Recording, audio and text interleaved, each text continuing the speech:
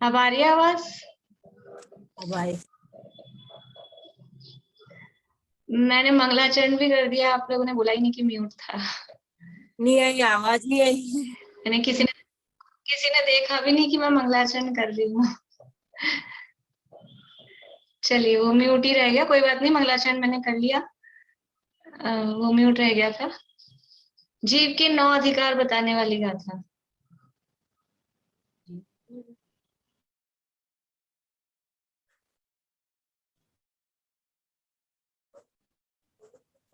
बोलिए रेखा अभी। जीवो अमुत्तिकर्ता सदेह परिमाणो भोक्ता संसारतो सिद्धो सो विस सोड़ गई।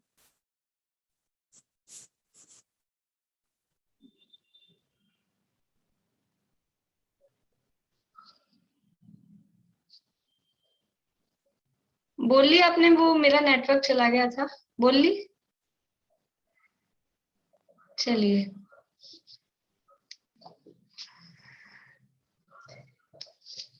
जीव का कर्तृत्व बताने वाली गाथा।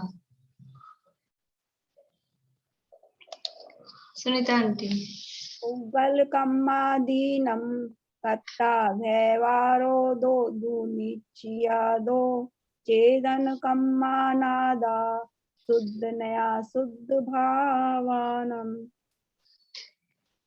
व्यवहारने से और निश्चयने से संसार में स्थित जीवों का स्वरूप।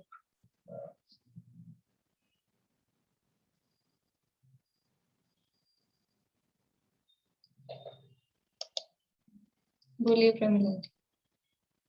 उड़वी जलते वाओ, नहीं है ना? एक बार क्वेश्चन। व्यवहार ने और निश्चय ने से, एक ही गाथा बोलनी है। व्यवहार और निश्चय ने से संसार 14 गुण वाला होगा क्या? 14 गुण वाले ना। मगण गुण ठाणे 14 सिंहवंतिता शुद्ध नया विन्नेया संसारी सवे शुद्धा हूँ शुद्ध नया। भावाश्रव का स्वरूप या भावाश्रव के भेद कह सकते हैं। भावाश्रव का स्वरूप। रजनी जी। इच्छता विरध प्रमाद जोग कोदाद ओत विन्नेया पन पन पन दस्य चदु कम तो भेदादु कुवस। ठीक है। परमाणु को कायपना है या नहीं है? परमाणु को कायपना है या नहीं है?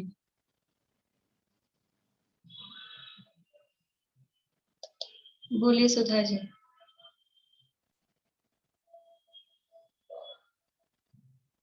अनम्यूट करिए।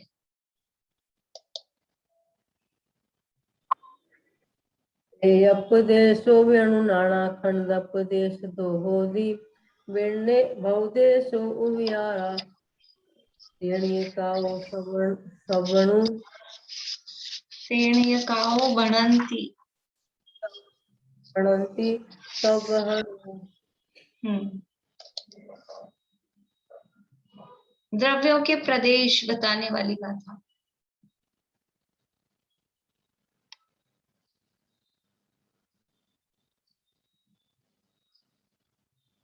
मीना चाची। हौंती असंख्य जीवो धम्मा धम्मे अनंत आयासे मुत्ते दिविह पदेसा आलस्य गौणतेन सो पाओ। बढ़िया।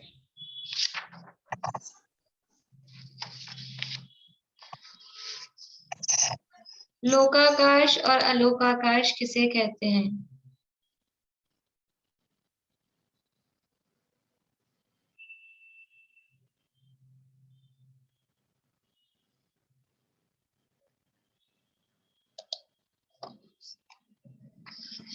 धम्मा धम्मा कालो, धम्मा धम्मा कालो, जो सो हवे ही वो। लोया यास्पदे से नहीं, यही तो। गाथा तो यही है, लेकिन आगे से गड़बड़ होगी। धम्मा धम्मा कालो, पुग्गल जीवाणि संति जावदिये, लोया आया से नहीं याद आया है। से सो लोगो। तत्तो पर दो अलोभुति। जीव का अमूर्तत्व अधिकार, अमूर्तत्व अधिकार बताने वाली गाथा।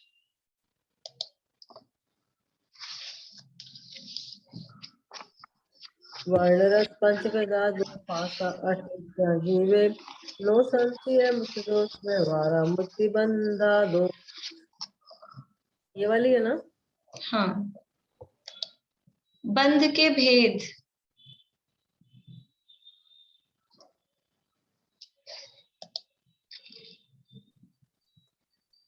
पैडिठिदि अणुभाग पदेश भेदादु चतुर्विधो बंधो, जोगा पैडि पदेशा इदि अणुभागा किशायतु होन्ति।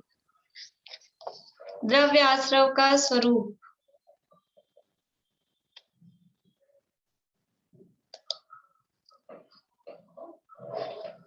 नानावर्णादीनं जोगं जम्बूगलं समासवदि, दवासवसनेवो अनेके उजिनखादो। द्रव्य बंध और भाव बंध का स्वरूप,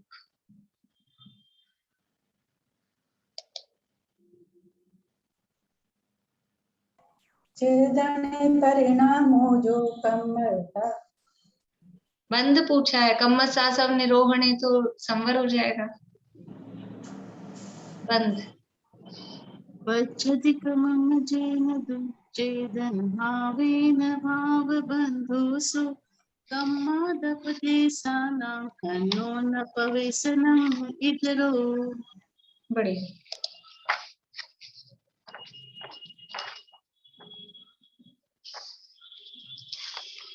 चलिए, अभी कोई ये गाथाएं सुनाएंगे आप, जो पीछे की अपन ने याद की है ना, 38 से आगे की। चलिए रेखा जी, आप ही सुनाइए। 35वीं गाथा की चर्चा अपनी चल रही है। 35वीं गाथा का पाठ अपन करते हैं। बोलिए आंटी। गाथा सुनाऊं या कल से? कल सुना दीजिएगा। वद समिधि गुत्तियो धम्मानुपेहा परिसहजोय, चारित्तं बहुभेया नायवा भाव संवर्विशेषा। व्रत, समिति, गुप्ति, धर्म, अनुप्रेक्षा, परिचर्या और अनेक प्रकार का चारित्र, इन सबको भाव संवर्ग के भेद जानना। इसके अंतर्गत अपनी चर्चा अनुप्रेक्षाओं में लोकानुप्रेक्षा की चर्चा अपनी चल रही है और 3 लोक की रचना का वर्णन यहाँ चल रहा है। कल यहाँ अपनी बात हुई थी पेज नंबर 144 पे कि शरीर के ममत्व के कारण रूप जो मिथ्यात्व और रागादि विभाव हैं, उनसे रहित और केवल ज्ञान, दर्शन, सुख आदि अनंत गुण सहित ऐसे निज परमात्म द्रव्य में सम्यक दर्शन, ज्ञान, चारित्र रूप भावना करके मुनि जहां से विगत देह अर्थात देह रहित होकर प्रचुर रूप से अधिक संख्या में मोक्ष प्राप्त करते हैं, उसे विदेह क्षेत्र कहते हैं। जहां से निरंतर जीव देह रहित होते रहते हैं, विदेह होते रहते हैं, उसे क्षेत्र को विदेह क्षेत्र कहते हैं। और वो देह रहित क्यों होते हैं? कि अपनी आत्मा की भावना रूप सम्यक दर्शन, ज्ञान, चारित्र से। और आत्मा कैसा है? कि जिसमें मिथ्यात्व और राग आदि का अभाव है, और अनंत दर्शन ज्ञान सुख आदि अनंत गुण जिसमें हैं। ऐसे शरीर की ममता का कारण रूप मिथ्यात्व और राग आदि इनसे रहित होकर और अपने आत्मा को प्राप्त करने की भावना रूप से मुनिराज मोक्ष प्राप्त करते हैं। तो उस विदेह क्षेत्र का वर्णन यहाँ शुरू किया था, और विदेह क्षेत्र में सबसे बीच में सुमेरु पर्वत है, और वो सुमेरु पर्वत भूमि से कितना ऊंचा है? सुमेरु पर्वत भूमि से कितना ऊंचा है मीना चाची? 99,000 योजन। बढ़िया। और भूमि से 1,000 योजन नीचे है जड़ उसकी। बढ़िया। भूमि से 99,000 योजन ऊंचा है और 1,000 योजन की उसकी जड़ है। इस तरह से कुल मिलाकर 1,00,000 योजन का ये सुमेरु पर्वत है। इस सुमेरु पर्वत का यहाँ रचना बता रहे थे कि भूमि में नीचे जो उसका विस्तार है, नीचे जो उसका डायमीटर है वो है 10,000 योजन का।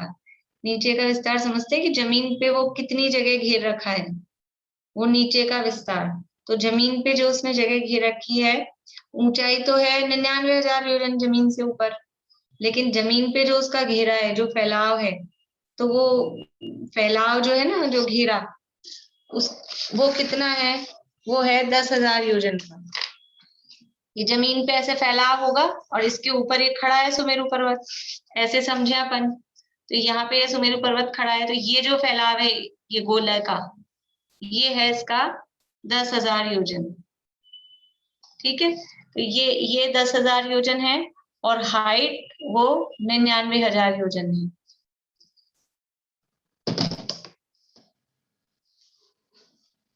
प्रारंभ में भूमि तल ऊपर 10,000 योजन गोल विस्तार वाला तथा ऊपर 11वें भाग की हानि क्रम से घटते घटते शिखर के ऊपर 1,000 योजन के विस्तार वाला ये कहा है। नीचे जो इसका फैलाव है वो 10,000 योजन है, और जब ऊपर घटता जाएगा और ऊपर टॉप पे पहुंचे, जैसे समझ लीजिए सुमेरु पर्वत है, तो ये जो गोला है, इस गोले का जो डायमीटर, जो व्यास है वो 10,000 योजन, और फिर घटते घटते ऊपर पहुंचे, समझ लीजिए शिखर है, तो इस शिखर का जो डायमीटर है, शिखर पे जो गोला बना, उस गोले की दूरी वो है 1,000 योजन।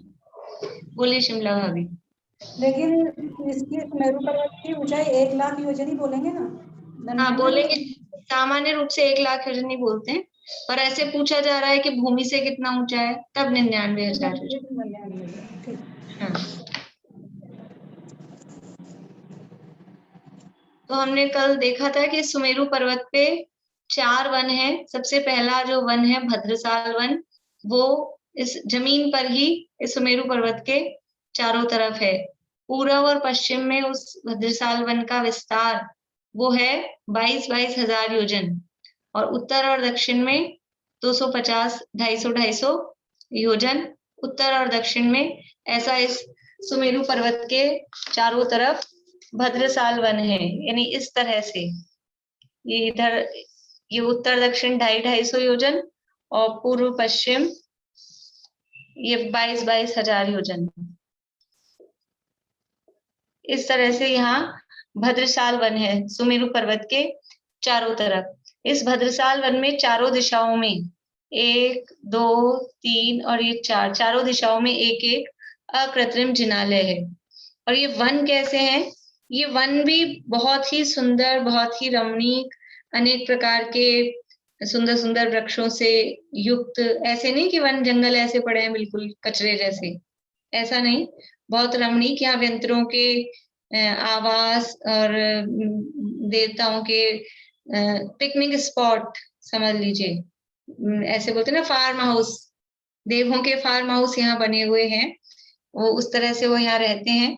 इसके अलावा जो हमने पहले आप लोगों को ध्यान हो, अदरवाइज अभी अपन पढ़ेंगे, ये तो अभी सुमेरु की रचना पढ़ रहे हैं, जो वो सीता और सीतोदा नदी निकलती है यहीं से, इसके पास में से, तो वो 5 ग्रह आएंगे, कांचनगिरी आएंगे और दिग्गज पर्वत, वो सब भी रचना यहाँ इस भद्रसाल वन में ही होगी। वो अपन चर्चा बाद में कर लेंगे।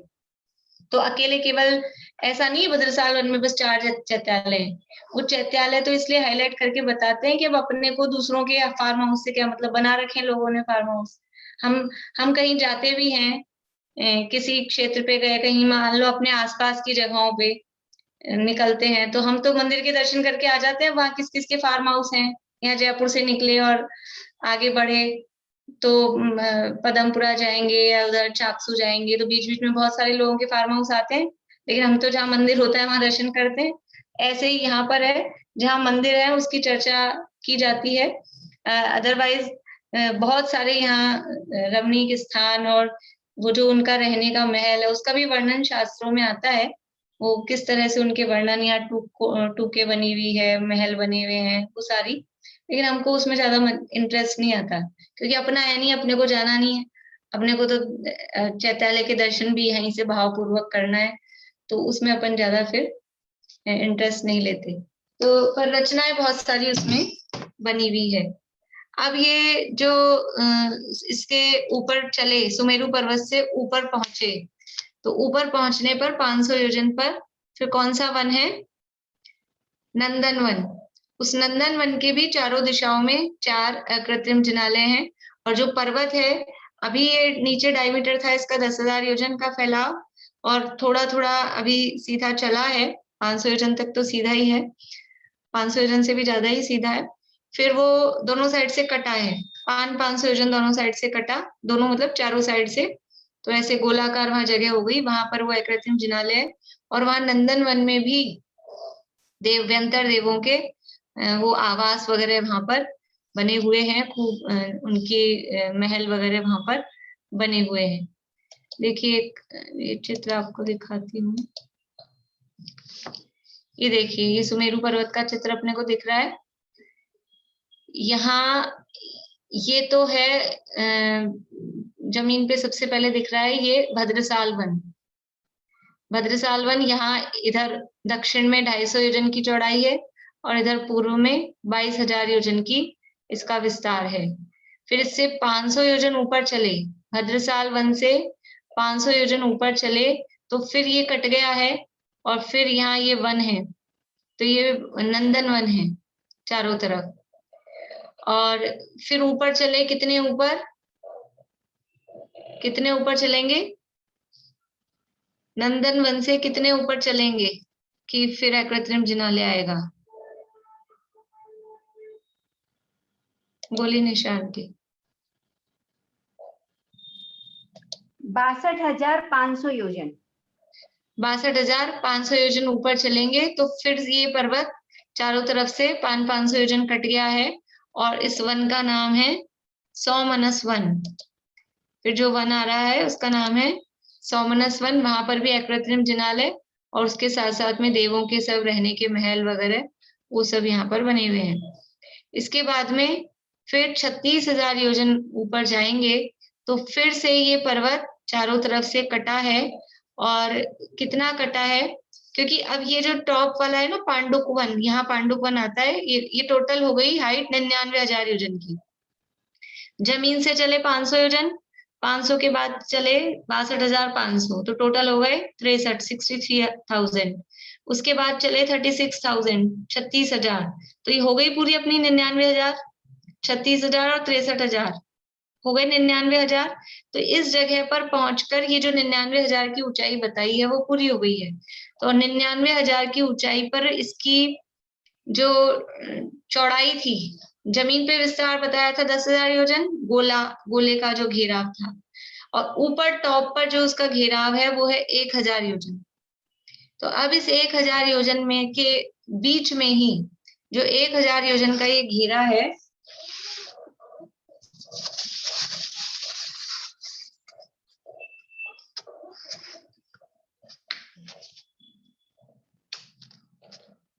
ये समझ लीजिए ये इसकी चोटी का जो ऊपर वाला है ना, चोटी नहीं, पांडुक वन वाला, ये 1,000 योजन का घेरा है। इस 1,000 योजन के घेरे में बीच में 12 योजन की चूलिका यहाँ पर है। और थोड़ा बड़ा बना देती हूँ, दिख जाएगा अच्छे से।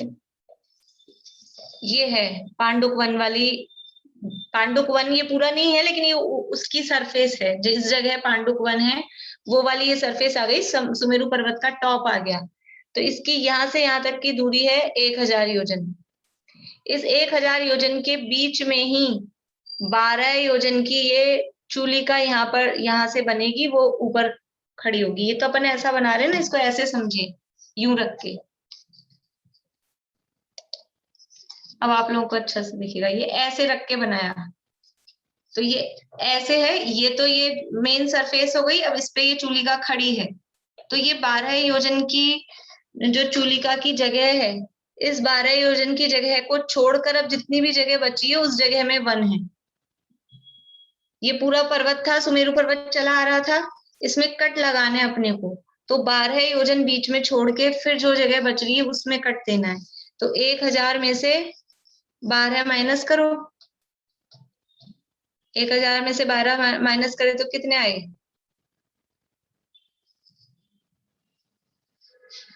888 ये आएंगे।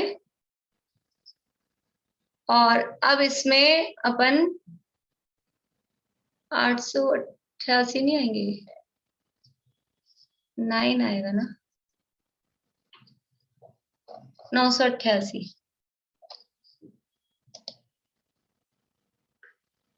मैडम यही कह रही थी और कोई बड़ी बात नहीं कह रही थी। 900। हाँ 900। अब ये 988 में से आधा इधर देना है अपने को, आधा इधर देना है, ठीक है। तो इसको 2 से डिवाइड करेंगे तो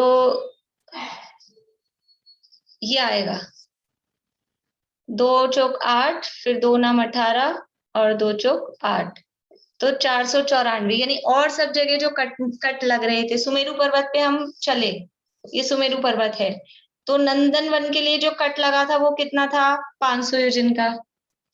फिर सोमनस वन के लिए जो कट लगा था वो भी 500 योजन का।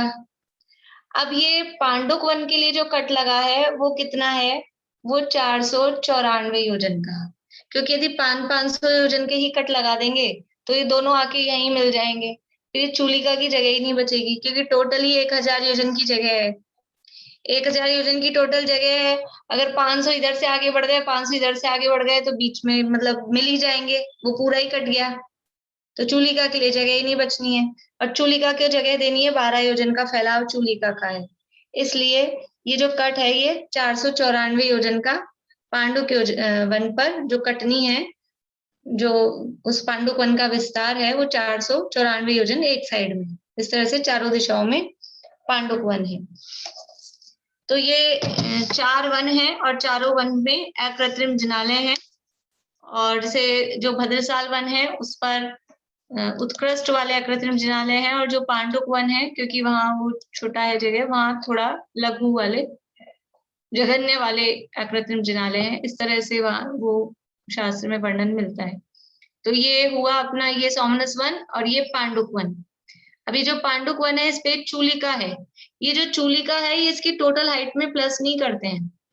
टोटल हाइट 99,000 योजन का हो या 1,00,000 योजन का हो। अब 1,00,000 योजन में ये 40 योजन की चूलिका है, तो ऐसा है 1,00,000 और 40 रुपए। तो 40 रुपए को बोलते हैं अपन, गिनते हैं, और 40 रुपए भी गए तो 40 योजन है 1,00,000 के आगे, तो रुपए समझ लो, नहीं 40 पैसे समझ लो, तो उसकी कोई खास वैल्यू नहीं है, इसलिए उसको अलग से गिनते नहीं है। तो कॉमन रूप से, सामान्य रूप से ऐसे कहते हैं सुमेरु पर्वत 1,00,000 योजन का है, मध्य लोक भी 1,00,000 योजन की ऊंचाई है, ऐसा सामान्य कथन कहते हैं। ये चूलिका कितनी है? तो जमीन पे, जमीन मतलब वो पांडुक वन की जो जमीन है, जो सरफेस है, वहां पर नीचे है 12 योजन का घेरा इसका, और फिर ऐसे तिरछी होती गई, तो बीच में इस जगह पर इसकी जो घेरा है या मोटाई है वो बचती है 8 योजन, और चूलिका के टॉप पर इसकी जो व्यास है चूलिका के टॉप पर वो बचता है 4 योजन। एकदम पॉइंटेड चूलिका नहीं है, वहां पर भी वो 4 योजन का उसका व्यास है। चूलिका का व्यास नीचे, सबसे नीचे 12 योजन, फिर बीच में कम होते होते 8 योजन, और टॉप पर जाते हैं तो 4 योजन का इसका व्यास होता है। इस तरह से सुमेरु पर्वत की चूलिका है। अब ये रचना हम देख रहे हैं तो ये कुछ सीधा दिख रहा है, फिर कुछ तिरछा दिख रहा है, फिर कुछ सीधा दिख रहा है, फिर कुछ तिरछा दिख रहा है, ऐसा है। तो ये सुमेरु पर्वत जमीन से लेके 11,000 योजन तक तो सीधा है, स्ट्रेट। जमीन से लेके 11,000 योजन तक स्ट्रेट है। उसके बाद में इसमें थोड़ी थोड़ी सी हानि होती गई है, मतलब थोड़ा सा तिरछापन, क्या बोलेंगे, इस तरह से वो स्लांटिंग उसमें होता गया है, थोड़ा सा इसका विस्तार कम होता गया है, तिरछा होता गया है। तो कितना हुआ है ये 55,000 योजन तक। 11,000 योजन तो नहीं, 55 51,000, 62.5 करना है ना, 51,500 योजन तक। 11,000 योजन सीधा है और 51,500 योजन फिर ये तिरछा होता गया है। इसमें उसका ये कितना कितना कम हो रहा है उसकी भी वो कैलकुलेशंस दी है शास्त्र में कि कितना कितना कितना कितना कम हो रहा है। लेकिन अपन सीधा सा समझ लें कि यहाँ पर इसका फैलाव कितना बचा था। जमीन पर था 10,000 योजन, देखिए जमीन पे जो उसका फैलाव था सबसे पहले डायमीटर 10,000 योजन, फिर 11,000 योजन तक पहुंचे तो उसका डायमीटर 10,000 योजन ही है, उसका जो फैलाव है वो 10,000 योजन ही है। 11,000 योजन से ऊपर बढ़ेंगे कितना, 11,000 योजन में और प्लस करेंगे 51,500, यानी 62,500 टोटल, वहां तक पहुंचेंगे तो थोड़ा थोड़ा थोड़ा थोड़ा थोड़ा कम होता जाएगा, ये यहाँ कह रहे हैं। और जब वो कम हुआ 100-1 पे, और 100-1 की जो सरफेस है तो वहां पहुंच के ये बचता है 4,272 समथिंग पॉइंट्स में है उतना, यानी इतना इतना ये वो होता गया। देखो पहले तो इसी में बताती हूँ, एक मिनट आपको। यहाँ था 10,000 योजन जमीन पे भद्रसाल वन की जगह, फिर 500 तो पहले ही कट हो गया तो 9,000 बच गया। नंदन वन में पहुंचे तो 500 योजन इधर उधर से कट हो गया है तो ये 9,000 बच गया, 1,000 कम हो गया, 9,000 बचा। 9,000 के बाद में 11,000 योजन, तो ये 9,000 ही रहा सीधा। और फिर उसके बाद में ये कट होता होता होता यहाँ पर जो इसका डायमीटर है ये बचता है 4,272, और फिर वापस ये 11,000 योजन तक सीधा है और 36,000 में से, और जो बाकी बचे हुए हैं 25,000 योजन फिर ये तिरछा होता गया है और ऊपर पहुंच के 1,000 योजन का इसका डायमीटर बचा है। वो कोई बात नहीं, मतलब ये है कि इस तरह का है सुमेरु पर्वत, एकदम स्लांटिंग भी नहीं है, एकदम सीधा भी नहीं है, थोड़ा सीधा है, फिर स्लांट हुआ है, फिर सीधा है, फिर स्लांट हुआ है। इस तरह से ये सुमेरु पर्वत की रचना है। आप लोग कभी वहां जाएं, कहाँ, अपने हस्तिनापुर में बना हुआ है सुमेरु पर्वत, तो गए तो होंगे मेरे ख्याल से सभी लोग। कोई ऐसा है जो नहीं गया? हस्तिनापुर गए हैं सभी लोग? शिमला अभी नहीं गए? अब कभी आप लोगों का जाना हो तो अब देखना आप लोग ध्यान से, इस तरह से बना है बिल्कुल वहां पर कि कुछ सीधा दिखेगा, फिर कुछ स्लांट दिखेगा, फिर सीधा दिखेगा, फिर स्लांट दिखेगा, बराबर प्रॉपर उस तरह से वो बना हुआ है वहां पर। बोलिए निशान जी। 100-1 पे घेरा कितना बचा उसका? 100-1 पे बचा है ये 4,272 सही, मतलब पॉइंट्स बताऊं, 8/11, 4272 8/11। और इस पे सबसे ऊपर जहाँ पे है ना पांडुप वन, वहां पे कितना वहां रहा? तो 1,000 योजन। 1,000, ठीक, थैंक यू।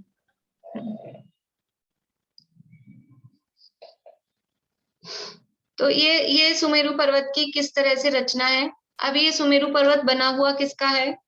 सामान्य रूप से ऐसा कहा जाता है कि सुमेरु पर्वत सोने का बना हुआ है, लेकिन सुमेरु पर्वत पूरा का पूरा सोने का नहीं बना हुआ है। इसमें जो इसकी नींव है, जो इसकी जड़ है, वो तो है वज्र की। जो नींव जड़ है वो वज्र की, और वज्र किसे कहते हैं? वज्र क्या होता है? वज्र क्या होता है? बोलिए निशा आंटी। लोहे की होती है। लोहा नहीं। हीरे की बनी हुई है। हाँ, लोहे वोहे का काम नहीं है, अपने तो सोने चांदी हीरे जवाहरात से नीचे लोहे पे कहाँ आना। हीरा, वज्र बोलते हैं हीरे को। हीरा होता है वो वज्र रूप होता है। तो हीरे की, वज्र की, हीरा बहुत कठोर होता है। हीरे को ऐसे तोड़ा काटा मतलब आसानी नहीं, उसके अलग ही वो होते हैं इंस्ट्रूमेंट। अपने तो क्या छोटे छोटे हीरे यूज में लेते हैं अपन, कितने से जो पहनने के काम में लेते हैं वो जो हीरा है वो पूरी उसकी जो नींव है वो वज्र में, वज्र की नींव है। और फिर ऊपर 61,000 योजन तक। अब वो स्लांट व्लांट वो छोड़ देना, सीधा अपन नापेंगे तो भूमि से 61,000 योजन, 61,000 योजन तक वो है विविध रत्नों का। रत्न में कहो या मणि में कहो, रत्न में या मणि में, 61,000 योजन तक रत्न में या मणि में। और जो बाकी बचे हैं, कितने बचे बाकी? 38, 99 में से 61 हो गए तो 38 यानी 38,000 योजन वो स्वर्ण में, 38,000 योजन वो स्वर्ण का बना हुआ है, सोने का बना हुआ है। और जो इसकी चूलिका है वो चूलिका नीलमणि में, नीलम समझ लीजिए, नीलमणि में वो चूलिका है।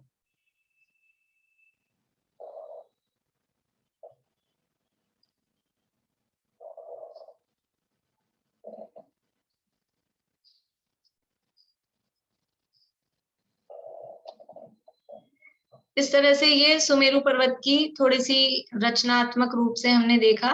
लेकिन इस सुमेरु पर्वत की महिमा क्या है? इस सुमेरु पर्वत को याद क्यों किया जाता है? कि एक तो ये सुमेरु पर्वत है, ये 3 लोक का सेंटर पॉइंट है, 3 लोक की नाभि के समान। 3 लोक की नाभि कहो, मध्य लोक की नाभि कहो, जम्बूद्वीप की नाभि कहो, विदेह क्षेत्र की नाभि, मतलब सेंटर पॉइंट है। नाभि का, नाभि मतलब शरीर का सेंटर पॉइंट होता है नाभि। तो ऐसे ही पूरे लोक का सेंटर पॉइंट यानी लोक के विभाजन का भी आधार ये सुमेरु पर्वत ही है। और ये सुमेरु पर्वत वास्तव में दुनिया का जैसे बोलते हैं ना वो 7 वंडर्स, तो ये कोई अलौकिक अद्भुत आश्चर्य है, इतना ऊंचा रत्नों का सोने का बना हुआ जो ये पर्वत है और जो जिनालय है। तो हम तो ऐसे कागज में थोड़ा सा बनाते हैं तो उतनी अपने को ख्याल नहीं आती है, इसलिए वो थोड़े बहुत 3D चित्र देखते हैं तब वो लगता है कितना ऊंचा कैसा होगा। 1,00,000 योजन, और योजन कौन सा है? बड़ा वाला 6,000 किलोमीटर वाला योजन है। तो कितना ऊंचा ये सुमेरु पर्वत है। और फिर इसकी और महिमा क्या है वास्तव में? क्या महिमा है? तीर्थंकरों के नवन जलते, भये तीरथ सर्वदा, ताते प्रदक्षिण देत सुरगन, पंच मेरुन की सदा। क्योंकि ये तो सुमेरु पर्वत की एक रचना भी अपन पढ़ रहे हैं, क्योंकि जम्बूद्वीप का वर्णन देख रहे हैं। ऐसे 4 मेरु और हैं, 2 धातकी खंड में, 2 पुष्करार्ध में, ऐसे 5 मेरु हैं।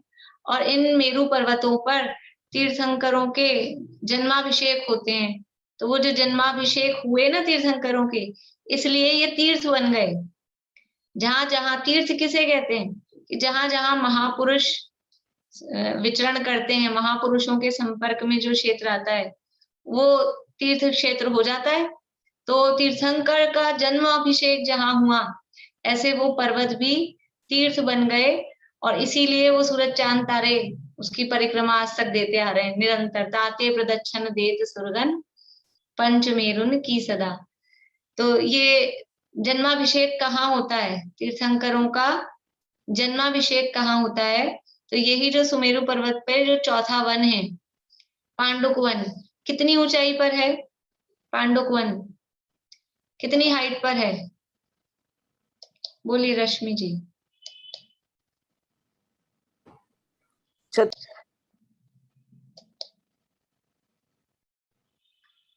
36,000 है। 36,000 योजन की ऊंचाई पर है पांडुक वन। एक सेकंड देखती हूँ, 36,000 ही ध्यान है मुझे। अनीता जी 1,00,000 99,000 99,000 हो गए ना दीदी ऊपर। हाँ 99,000। 36,000 तो 100-1 से है। टोटल कितनी हाइट पर है? जब ये पूछेंगे कितनी हाइट पर है, अभी समझ लो कोई रहता है 8वीं मंजिल पे और अपना समझ लो कोई मित्र है, रिलेटिव है, वो 8वीं मंजिल पे रहता है और अपन 10वीं मंजिल पे रहते हैं, तो अपन उससे कितने ऊपर है कि 2 मंजिल ऊपर। तो क्या अपन 2 ही मंजिल, अपन ये पूछे आप कौन सी मंजिल पे रहते हो, तो ये कहेंगे दूसरी मंजिल पे कि 10वीं मंजिल पे। 10वीं। तो टोटल 99,000, जमीन से 99,000 योजन ऊपर वो पांडुक वन है। अपन लोगों की तो ऐसी स्थिति होती है, मतलब मेरी तो होती है, ये ज्यादा ऊंचाई पे हो ना, जैसे कभी कभी शिखर विखर पे या ये इन पे अपने मान स्तंभों पे चढ़ने की सीढ़ियां बना देते हैं, फिर चढ़ना पड़े तो वो वहां चढ़ना और फिर उतरना। कभी कभी ऐसी गोल गोल सी सीढ़ियां कई कई जगह होती है शिखर पे चढ़ने के लिए, तो ऐसा सिर चकराने लग जाता है, उतरा नहीं जाता है। चढ़ भी गए तब तो पीछे दिख नहीं रहा, लेकिन उतरते समय तो दिखता है ना सामने की कितनी हाइट है क्या है, तो वो सिर चकराने लगता है, कभी कभी ऐसा होता है। अब वो 99,000 योजन की हाइट बिल्कुल टॉप पे, और कौन किसको ले जाके बिठा दिया है? अभी अभी का जन्मा बच्चा, बिल्कुल कितनी सी देर हुई है जन्मे, वो बाल तीर्थंकर को ले जाके इतनी ऊंचाई पे बिठा दिया, और फिर कलश डाल रहे हैं। कितने बड़े बड़े कलश होते हैं उनके जन्माभिषेक के, एक योजन का उसका मुख होता है, वसु योजन गहराई वाले, क्या है आंटी बोलिए? बस योजन गहराई वाले, 4 योजन चौड़ाई वाले, 1 योजन मुख के कलश धरे जिन माथा। 8 योजन की गहराई, 4 योजन की मोटाई और 1 योजन का उस कलश का मुंह। भाई मुंह छोटा होगा, पेट बड़ा होगा कलश का, तो ऐसे इतने बड़े बड़े कलश, और वो डाले जा रहे हैं। कितने लाइन लग रही देवों की, रुक भी नहीं रहे कि चलो एक भर के लाएगा तब तक थोड़ी शांति, कंटिन्यू लाइन लगा देते हैं शीर समुद्र से लेके यहाँ सुमेरु पर्वत तक। और देवों के काम है वो, उसमें कोई देर तो होनी नहीं है, बिल्कुल पलक झपकते तो सारे काम हो जाते हैं। तो वो 1008 कलशों से वो बाल तीर्थंकर का जन्माभिषेक वहां पर होता है, ये पांडुक वन में। ये पांडुक वन में 4 दिशाओं में तो 4 अकृत्रिम जिनालय हैं, और फिर इसके बाद जो 4 विदिशाएं हैं,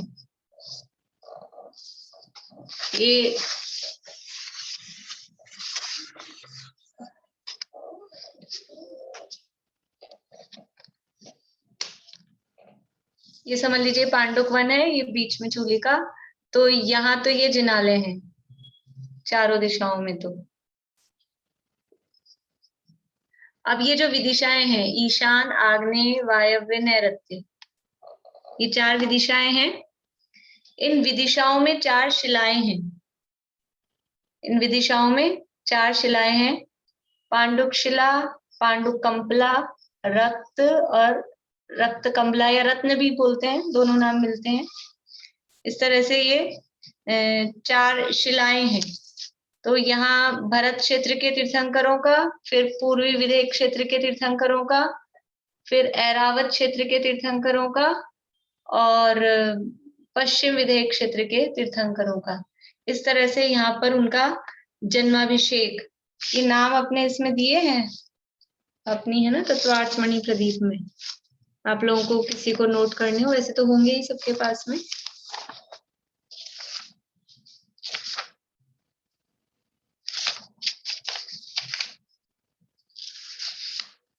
ये पेज नंबर 160 पर, तत्वार्थ मणि प्रदीप में 160 नंबर पेज पर, ये भरत क्षेत्र के तीर्थंकरों का जन्माभिषेक पांडुक शिला पर, पश्चिम विदेह का पांडुक कंबला, और ऐरावत क्षेत्र का रक्त शिला पर, और पूर्व विदेह क्षेत्र के, ये उल्टा हो गया, ये पश्चिम विदेह, ये पूर्व विदेह है, ये पश्चिम विदेह, ये पश्चिम विदेह।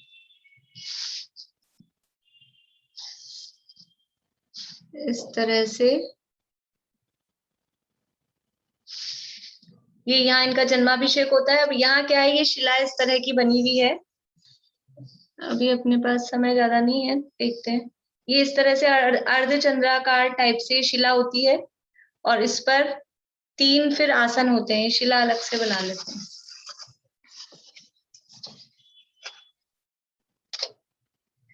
इस तरह से शिला होती है और इस पे 3 आसन होते हैं। बीच में तो सिंहासन होता है और दोनों साइड में भद्रासन होते हैं। बीच वाले सिंहासन पर बाल तीर्थंकर को विराजमान किया जाता है और एक साइड में सौधर्म इंद्र खड़ा होता है, एक साइड में ईशान इंद्र खड़ा होता है, जो ये भद्रासन है। और फिर यहाँ खड़े होकर वो जन्माभिषेक करते हैं।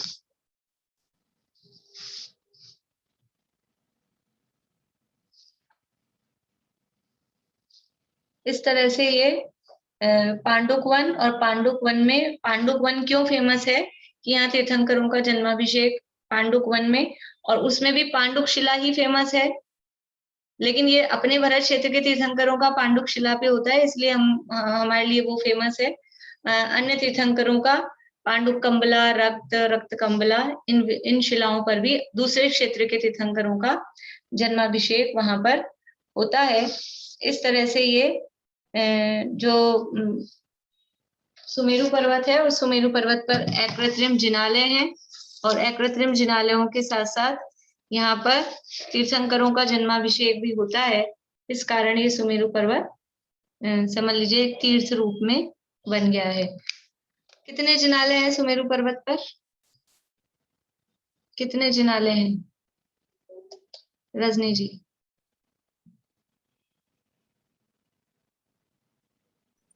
16। 4 वन है और एक वन में 4 जिनालय, तो 16 अकृत्रिम जिनालय वो सुमेरु पर्वत पर है। और ऐसे ही ये तो सुदर्शन मेरु है, सुमेरु शॉर्ट में बोलते हैं।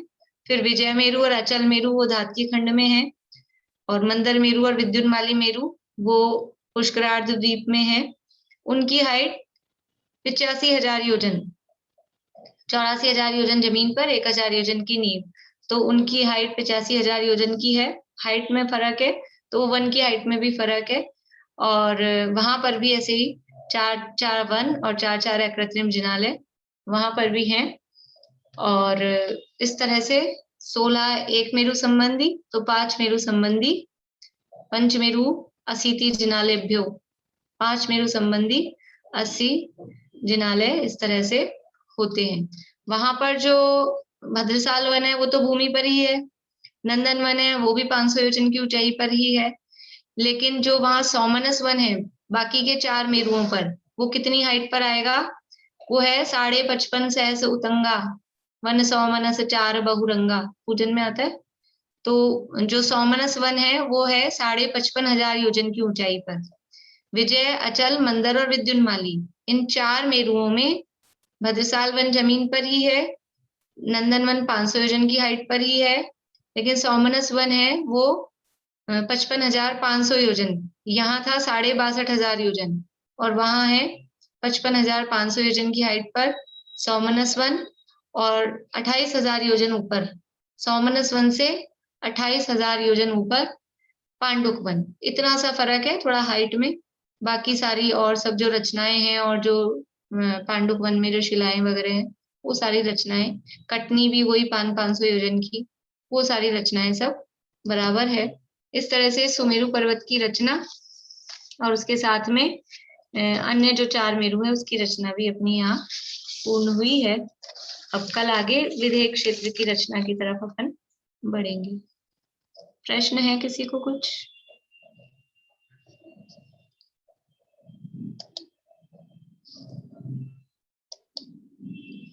चलिए बोलिए रश्मि जी।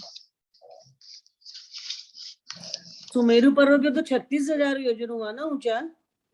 सुमेरु पर्वत पर जो पांडुक वन है, हाँ, वो सौमनस वन से 36,000 योजन ऊंचा है। और चारों में 28,000 योजन हुआ। 28,000 योजन। ठीक है, यही पूछना।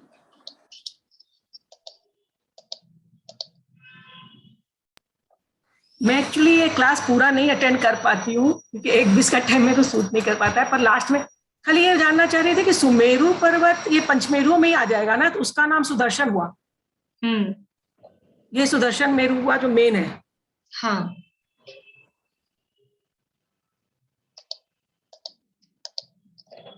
जय जितेंद्र।